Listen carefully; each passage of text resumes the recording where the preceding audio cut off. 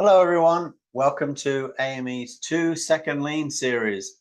As you know, we go around the world visiting different organizations that embrace Paul Akers' 2-Second Lean philosophy.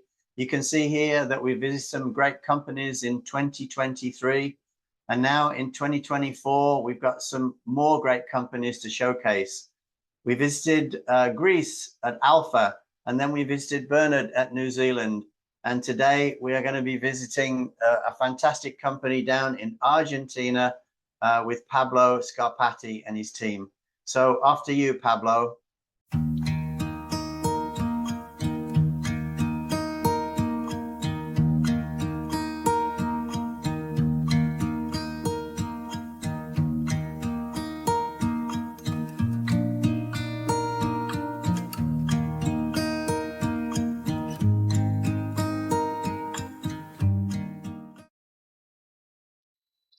Hello, everybody. Welcome to this new Lean tour. I'm Pablo Scarpatti with my brother Juan. We have this company which is called Scarpatti Amoblamientos. We manufacture office furniture and also car dealership furniture and other brands specific furniture. We are in Argentina, right in the middle, in the city called Cordoba. Cordoba is a 450 years old city, very well known for his many universities and a super great working culture. In our country, in the last past 10 years, we have suffered one of the worst political management in our history. Inflation from March 2023 until March this year was 247%. This may sound super crazy, and you may ask, how do you sustain a company in this economical madness? First of all, I can answer this question saying that, okay, we have the lean culture in our side, which is a great tool even to this crazy environment. And with this economical situation that affected really a lot to all the members of our team, we started thinking with my brother, just like in a daily basis when we think of improvements to solve many issues. So we came up with many improvements in the human aspect of the lean culture, trying to solve and help all the members of our team with new tools that they can use to combat and overcome all these problems that we are suffering and we were suffering in our country. So let me show you all these improvements. Okay, so first you have to be reachable. Otherwise, how are you going to know how are your people feeling about their life and also their work? So be on the Gemba. This is my Gemba. This is where I work in a daily basis. I don't have a desk anymore. My desk used to be that one, which now it's used by Santiago. Santiago is in charge of logistics. So that's his Gemba. From that position, he can look straight to the main entrance of the goods and where we deliver also the products. So be on the Gemba. Then you have to know how to read people. Really, a few show or tell how they are feeling.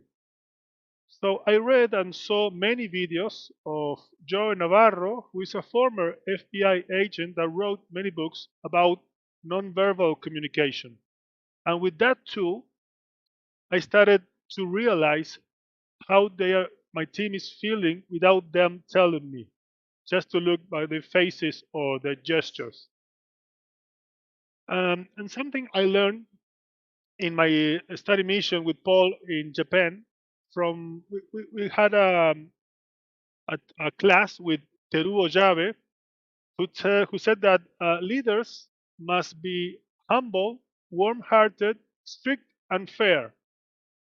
So um, first class managers uh, should treat people as a partner and focus on creating a strong team. Um, of course, all of this was a challenge. This situation that we have in Argentina was a challenge for everyone. But challenge motivate, but in other person scares.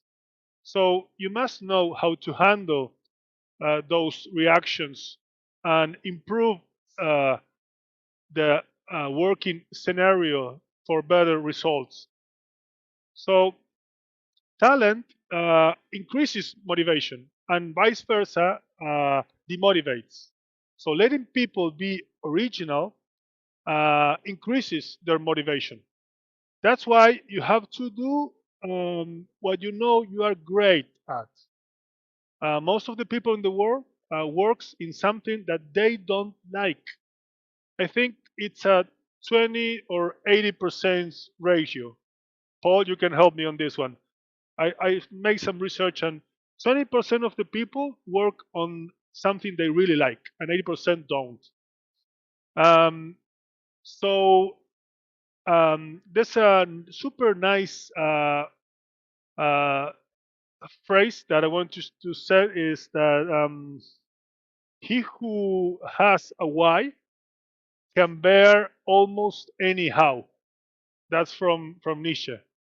So with this thinking, we let all the members of our team that be able to raise their hand and ask for them to try in some other position. So in order to do that, we implemented a chart for letting them to be prepared or or teach them in a super easy way. In this chart, we have all the information needed to operate this machine, this CNC machine. All the equipment that you must have to be in a safe condition and don't harm yourself. All the operations, turn on the machine, calibrate the tools, execute a program, create a program, turn off the machine, and how to clean and make the maintenance in this machine. All these QR codes, you take a picture with your phone, and it directs you to a Gemba doc, a video or slide with pictures like this one. Was the old version. So this is super easy. And then we have all the waste. You have to be aware that these are the weights that we studied and we came up with in this specific process. So these are the list of the weights of this area. And if something goes wrong with the machine, you have three persons to call. The first one, the second one, and the third one. This one I learned in Ireland. Mr. Omemura, in a little dinner that we have, he talks about this. If anything happened with the machine, what do you do? You have to have three solutions right away. So the machine starts again really fast.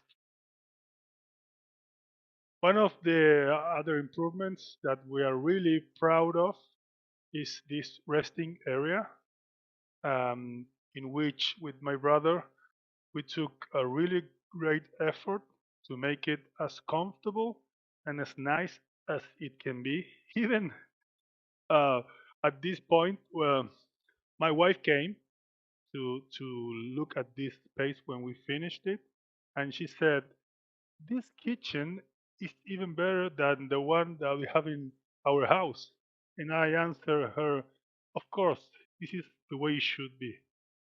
A great room where all the members of the team can come to eat and rest and relax. And we we were surprised by how they use it. Um, we we start production at 8 a.m. and you can come to this area at 7:40 a.m. and many of the members are here even before the the hours the beginning of their working day. They come here to have a, a coffee with a grinder, fresh coffee, ice. They can have mate. Here we drink mate. It's um, a thing here in Argentina, and they can have a great place to rest. Another great improvement that we have is these caps, these red caps that we have here in production, and also we have two more on administration and design and sales. This cap is to let the rest of the team know that you are struggling with something personal. So you may have a rough night because your daughter or your son had a fever and he was sick and you have to take good care of him or her and you didn't sleep well, or you were up until late hours for some reason, or you even had a discussion with your partner or your wife. So you go to work feeling bad or struggling with something personal. So here you can put this cap and you're going to work. Of course, you have to work, but uh, the rest of the team is aware that you are struggling with something personal, and they won't bother you unless it's extremely necessary. We have some other improvements, and we want to let Gabriela and Gregorio talk about things that they like about this new thinking and this new way we are approaching our lean culture. Hi, my name is Greg. I work in sales. I'm an industrial designer. For me, the lean manufacturing, like my own experience, it helped me out to change my perspective about my mistakes. It, the way that I see now mistake is not like a failure, it's more like an opportunity to improve myself, not only as a professional, but more like a person in my entire life. Hello, my name is Gabriela, and I want to tell you about the impact of the Lean philosophy implementation on the workers themselves. The daily meeting and the continuous improvement task develop autonomy and a commitment to the team. I have seen how very shy workers, have begun to share their thoughts and their improvement ideas. Our products, process, and all of us has been benefit from that. We have a WhatsApp group called Mejoras Continuas, that daily improvement, and it's a good communication tool, but also has the function opinion of developing a sense of belonging. Even when we are on holidays, we stay in contact. We greet each other, Christmas or birthday, and celebrate other people's idea. Personally enjoy work here and find myself constant challenged to learn and improve. When we receive visit from student or other business, I like to think that we are helping to change or improve our work culture in Argentina. When we are in a meeting where a good comment or is said about Scarpatti, we feel proud and we come back and share it with the team. Scarpatti is very well known in Córdoba, and we feel very proud to be part of it. Hello everyone, my name is Iñaki and I am in charge of the design area here at the Scarpatti Moldament. One of the things I like the most about working here is that you never stop learning new things. When I first started here, I didn't even use how to use a drill. They teach me how to use complex CNC machinery, and now I'm in charge of the design area. Um, Talking about the things that I like uh, about learning these things is that I can apply them in my personal life. I use them in the gym, at my home with my girlfriend. We put stickers in the fridge and we divide the shorts to clean it up, and that reduce the time by half that we used to uh, make doing them at first. And that is important for me because I use my time with my friends and my family, and none of this would have happened if it wasn't for the fact that everyone here is willing to give you a hand and teach you what you need to learn, and they guide me to get the person that I am now. So all of this represents some of the things that I what some of the reasons why I am so proud of being here and grateful with all the Scarpatti team. Every Monday, we make shitsuke. We have the 5S. So after the morning meeting, I mean, we make 3S. We sweep, sort, and standardize. But each day, on Monday, we make shitsuke. On Tuesday, we focus on Seiri, and so on. And on Monday, we make shitsuke for auto-discipline and to sustain the culture.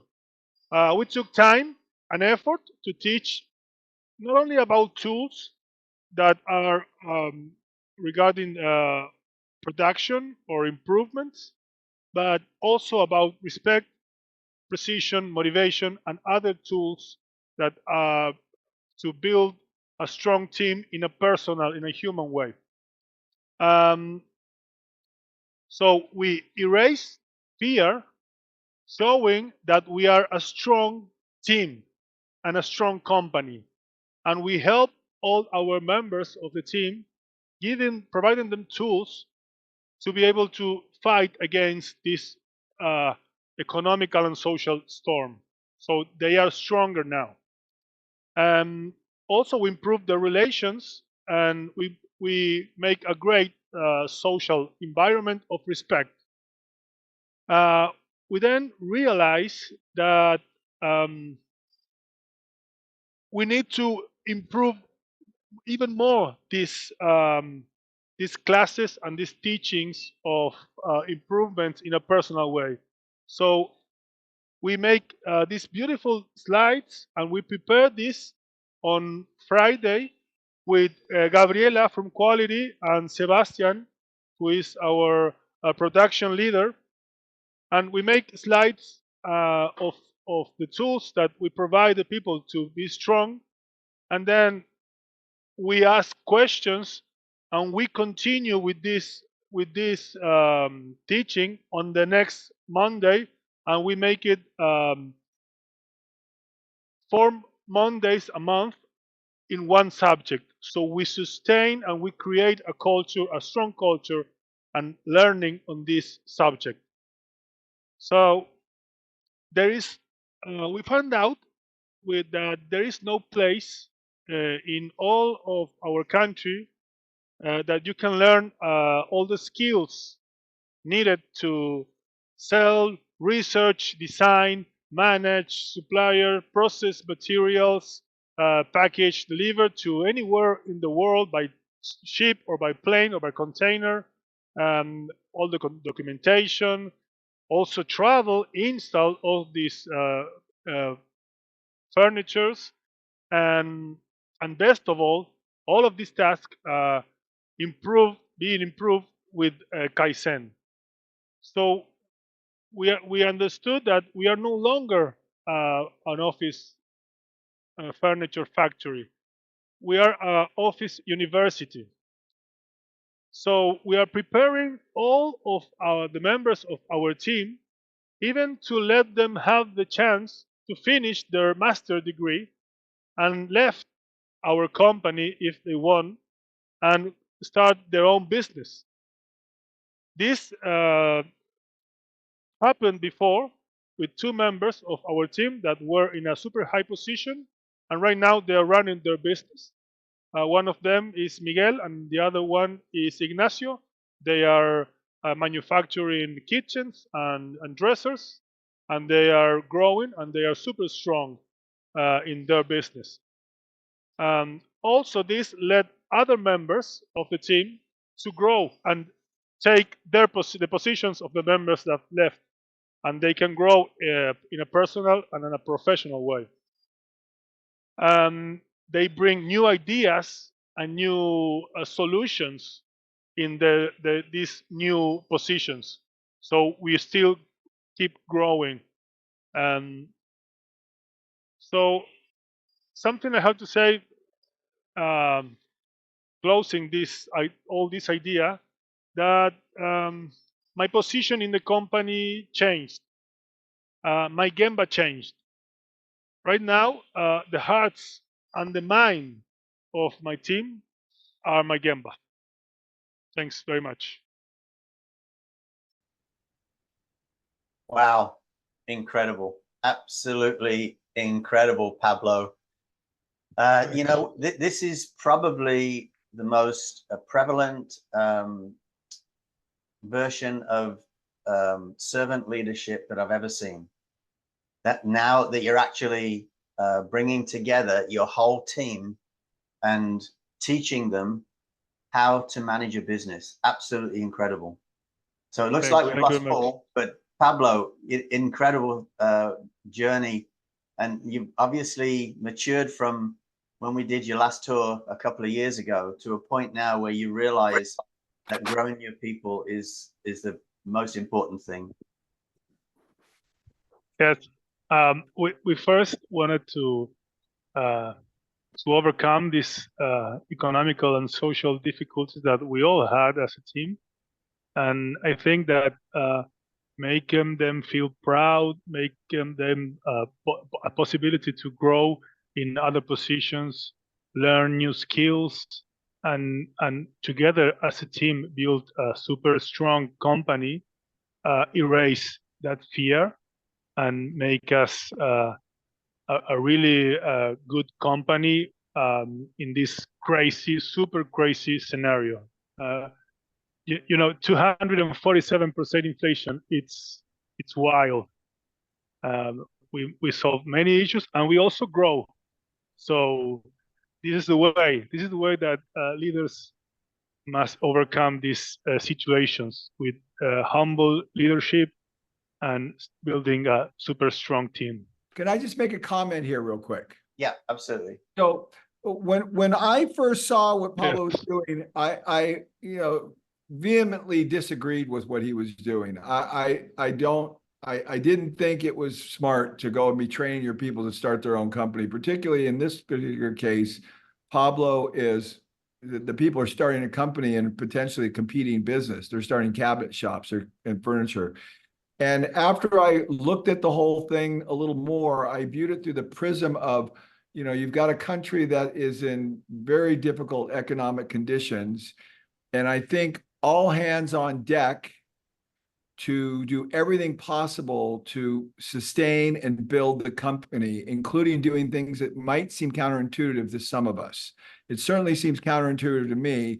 I don't mind people starting their own business. If somebody started their own business and it was the exact knockoff of FastCap, I wouldn't really like that I trained them and gave them all the inside track. But I think in light of everything that's going on here, I appreciate what Pablo's doing, and I can even concur with it.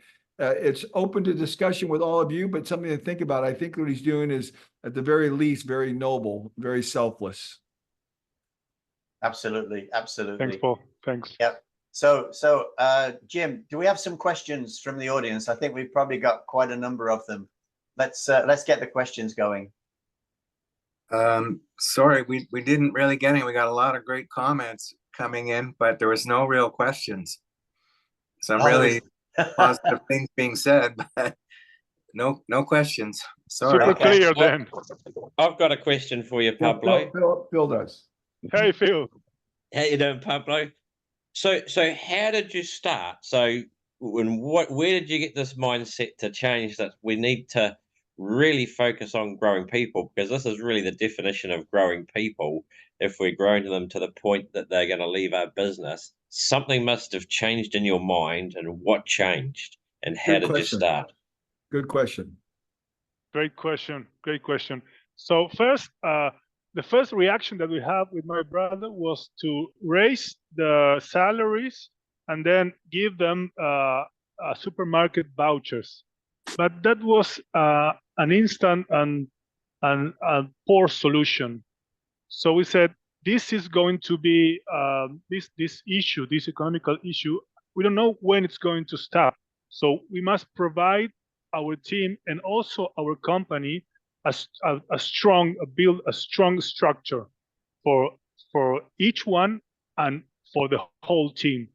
So we started right after I came from Ireland, from the City Matters Lean Summit. I realized that the right thing to do is to make everyone grow, and then the company can grow, and then we can all have a strong structure.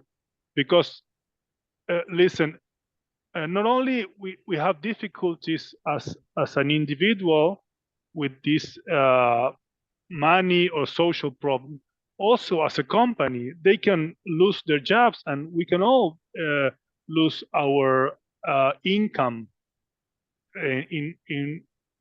with which we can solve many issues at home. So that was the moment when I realized, okay, this is the way.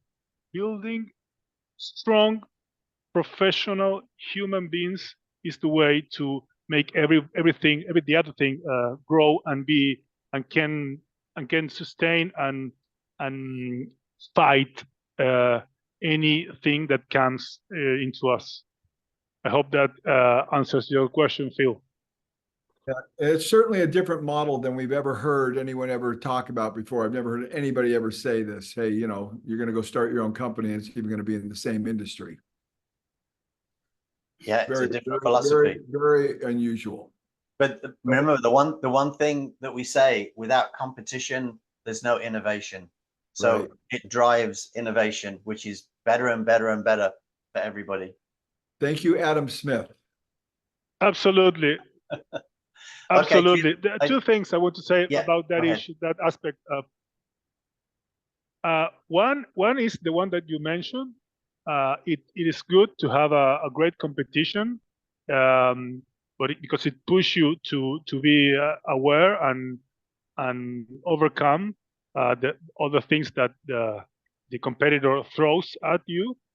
But then letting the members that left the company and help them build their new business is different here than in Europe or United States, to mention two regions. Here, if you want to have a company that has the customers that we have, it's not an easy task. You have to have prestige. You have to buy many machines, learn many skills, know to handle many materials. So it's not easy. And Paul said, okay, but what about in 10 years? Okay, it's possible in 10 years. They might have the chance to do so.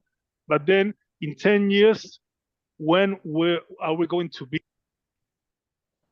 Yeah, and I think at the end of the day, I think we might have lost Pablo. I think at the end of the day, and we have a long conversation, just so everyone knows, we had a very vigorous conversation about this offline, Pablo, Richard and I, and Jim was there as well. And I think that, Pablo was going to say there, he's going to be light years ahead of them. They're going to be 10 years ahead of them. But I think the big picture in my mind is, and Mark has a question, we're going to get to Mark right now, is you need to think about your culture, your society, your country. And I think a lot of us need to think more like that, to be completely honest with you. And I think Pablo has led the way. Mark, go ahead, your question. Is Pablo on? Yeah, Pablo's back Pablo's on. on. Came back on. Pablo, unmute yourself. You're muted, Pablo. Okay. Pablo, Hi, Mark. what an incredible story. And it's so great to see you. And what I hear is an evolution of Lean. Lean is designed to breathe out, take out the fear in all the leaders. And you have grown your leaders so fast that they might exceed the capacity that the business needs. And so that is exactly what Lean is designed to do. It's designed to take out fear of everybody. And when I hear your comments, I mean, I think it sounds like you're unafraid, even if they take on a new business. You're unafraid of that risk. Absolutely. And it's absolutely beautiful in your face. I see it in your face. Can you talk to me about, you know, people said what changed? When do you remember overcoming that fear? Because fear is what we're talking about here, a fear of competition. When do you remember overcoming that? So sorry, I didn't get it. What Okay, you say? here, I'll say it. So first of all, Mark, I think your comments are profound, and I think this should be redubbed the Fearless Tour, not the Argentina Pablo Tour, the Fearless Tour. How when we learned about eliminating fear. When Mark asked the question, when did it go on? When was the moment that you realized you were not going to be afraid? Oh, when everyone felt strong, that we are a strong team. That was the exact moment. We have some examples, some problems, big problems, and we stopped and get together in the morning meeting. And other than thinking about the problem, we started thinking, okay, how can we solve this solution? And I almost cried. That was so your answer is when the team demonstrated how strong they were, exactly, particularly about facing problems and not being fearful of them, that's when you realized you would lead with fearlessness. It's like Greg, the industrial designer that talked in the video. He said, I don't think of problem as an issue. I think right on the solution, on the possible solution. That's the mindset. But we had that mindset as a team. When I watched it in a morning meeting, we have a really big problem in other country with an install that we make, and everybody was throwing solutions. It was outrageous, super unbelievable, outrageous. Okay. Yes, Mark, that was the exact moment, Mark. Mark, did we answer the question? Yes, he's got a thumbs up. He said yes. Okay, good. Okay. Okay, we've got another couple of questions from Dan Jones. How much time do you spend training people, and how do you do it? Okay, so like I said in the video, it's free. You can raise your hand and say, okay, I want to try myself in this position. So we make all the tools that I showed to make it easy, an easy task, and then we are looking towards I don't know the exact translation, polyvalence. It's that anyone can do almost anything.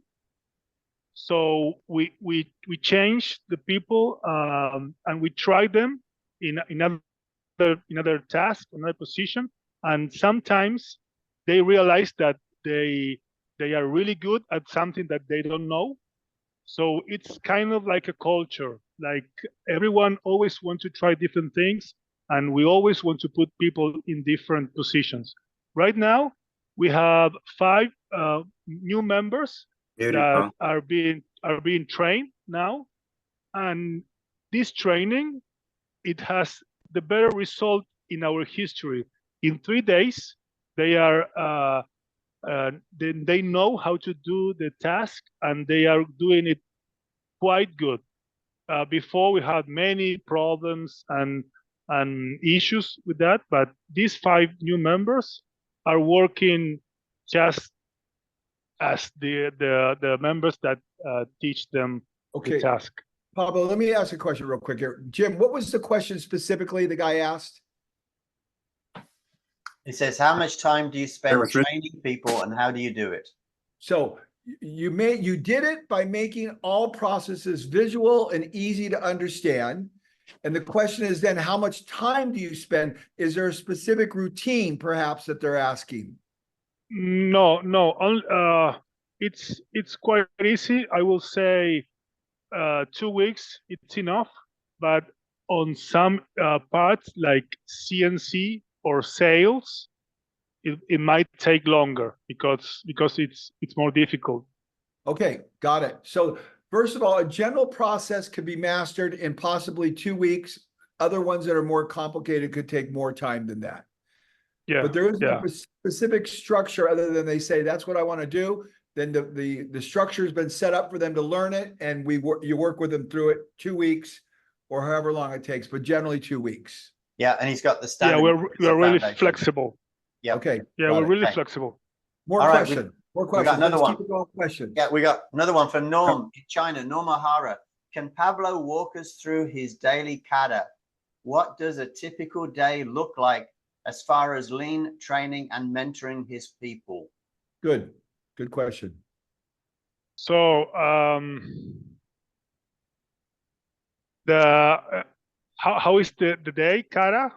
Yeah, okay, so in other words, in 60 daily seconds, routine. Pablo, in 60 Daily seconds, routines. what do you do in your day? What does your typical day look like in 60 seconds? Okay, I get it. So we started at 8. We make stretch for 7 minutes, and then we make 3S for 15 or 20 minutes.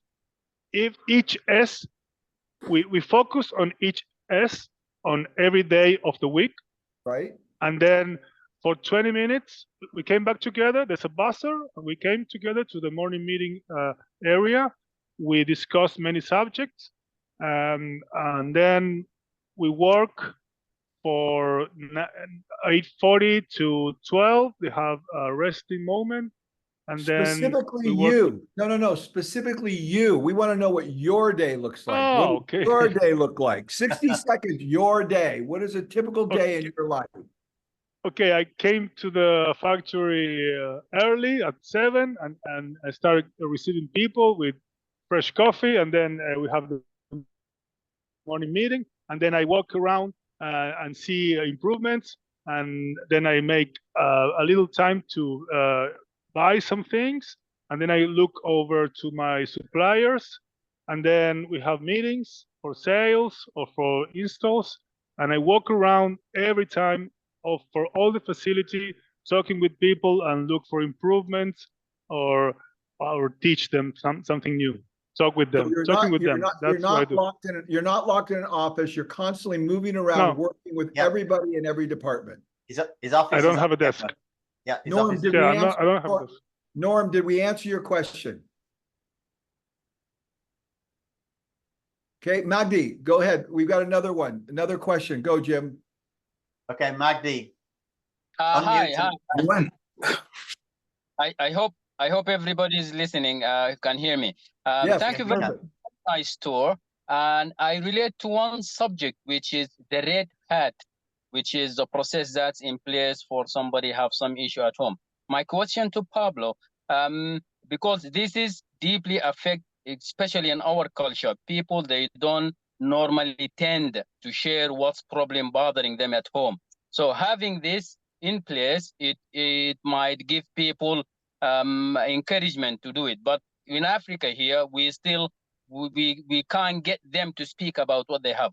But my question is, how often the people in your company using the red hat in terms of percentage? Is Good it question. very frequently or from time to time? Second question, do you have a team after that? If you have someone have with the hat, if there's anyone in your company, follow up, can solve him, try, because we've got something from Fuller Richard. They have something like this. They can give ideas to solve the problem. Is about girlfriend, is about money, if it's about things. Let's let him answer it. Go ahead, Pablo. Good question, Pablo. Go ahead. Okay, so it's not really common. I will say twice a week, some members are using it, and it's really common that at midday they take it off, and I and Sebastian and some other guys can reach and ask, okay, do you want to talk about it? Do you need help? Just one time, and that's it, because it will be disrespectful otherwise. Yep. And that's it. Beautiful. That's the second Okay, question. I think that pretty much answered the question. That's good. So you're there available to help them if they need to sort the problem out. Next question. Let's keep going. Okay, next question is this is from Mike. Did we answer Magdi's second question yet? Magdi, is that okay? Are you good? Thumbs up if you're good, Magdi. He's Okay, thumbs yeah, up. Okay. good. Next question from Michael. Do your employees have to sign a proprietary agreement? So obviously, if you're teaching, they don't. No, the Okay. answer is no. Okay, The answer is no. continue Okay, on. this is on. another one from Tim. How do you motivate those who are hesitant to grow? Bye-bye. Bye-bye. Okay. Change the people or change the people, like Tom said. I love Guys, it. you want to know where that came from? That change the people, change the people. That came No. from Dan Aarons. Aarons Lawnmower is the one that originated that concept. And I was sitting in the audience when he told that to me, and I was like, oh my gosh. I toured his plant, over 1,000 people, Toyota Production System, amazing. And he said, look, we're here to help you grow. We're either going to change you or you're going to change you. Absolutely. Okay. Exactly. We're giving you the chance to grow and to be as professional as you can be. If you don't get it, bye-bye. Right. Okay. Next question from Nick Price. When having people that want to try another position, who takes their place to do what they were doing? And how long does it take for them to be able to try the new job? Sorry, I didn't hear the question. Okay, when somebody wants to try another position, who's doing their regular job for them? Who's doing their regular job? Good question. Leave it at that. So all of a sudden I'm working the CNC machine and I want to move into graphic design. Who's going to do the CNC machine? Yes. We have almost in each position we have 3 persons. So when everyone wants to try another position, we have 2 replacements. Beautiful answer. Okay, next question. Pankaj, how do you handle people when they expect special treatment in terms of higher salary or bonus if they are doing very well in lean? Okay. We show them that we are paying the best salary in our how you say in our business situation. In your region, you're paying at the highest rate. Right. Yes, we know. We are sure of that. And the other thing as well, in the culture that you've created within your organization, it'll probably be a very rare occurrence, because anybody like that, you would have probably changed them anyway. Yeah. Okay. Yeah. Absolutely. Okay. Absolutely. Just curious, from Adam, how many team members have you got at Scarpatti? Right now we are 24. 24. Okay. All right. Let's. And we work like 60.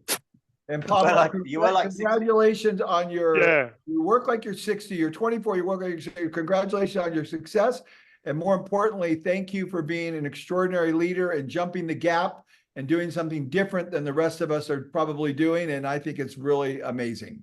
It is. And one last question. Thanks. What is your turnover like? What's your turnover like? How many employees leave and come back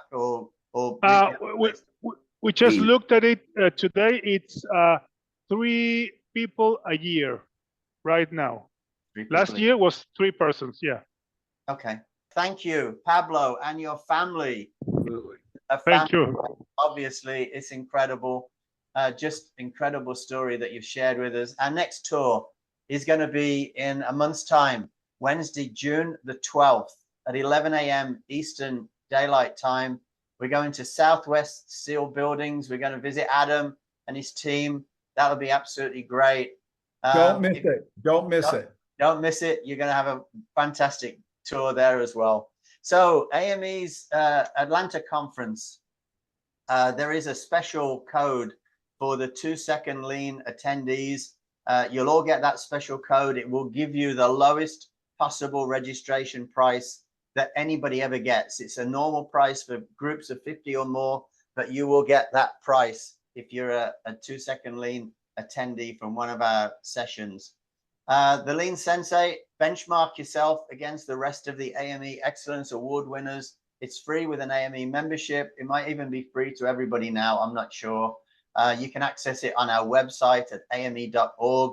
It's a really good tool for you to have.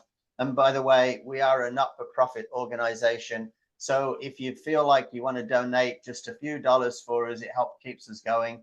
We've got 99% volunteers and just a great home team of about 5 or 6 people.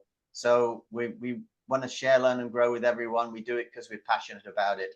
And finally, brought to you by AME and paulakers.net, where you can find all my books and resources on my website, paulakers.net, for free.